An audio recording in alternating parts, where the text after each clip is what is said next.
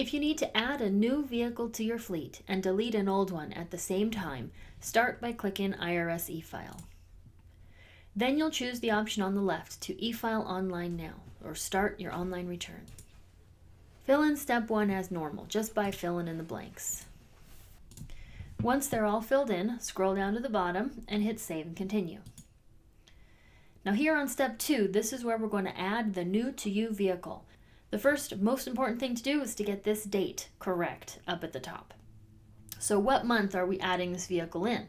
Maybe you bought it in January, but you won't be able to use it until February. Maybe you bought it in January and you'll be using it right away. Whatever the answer is, your taxes are going to be prorated based on the month that you choose here. So make sure you choose the date that you're going to start using the new to you truck. So I'm going to say January. And then you type in the VIN and choose the vehicle weight.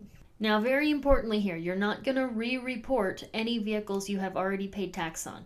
So if you've got another truck in your fleet as well, you don't want to list that one again. You're only listing the new to you truck. Once it's there, we'll save and continue. Now here on step 3, under request for credit, do you need to claim a credit? We're going to say yes. And this is where you're going to list the vehicle you're deleting, the vehicle that you sold or traded in. So let me fill this out.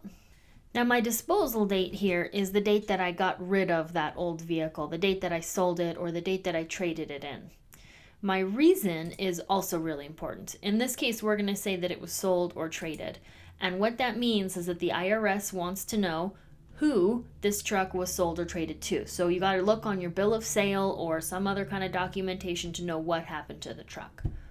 Now notice, the refund amount is already calculated for you, and in this case, it matches the taxes due. So you're not going to owe any new money, any additional taxes for this add delete. Once everything is typed in correctly the way you want, you're going to save and continue and finish this return as you would normally. Call us back at 909-596-0050 if you have any questions at all, and we'll be very happy to help you.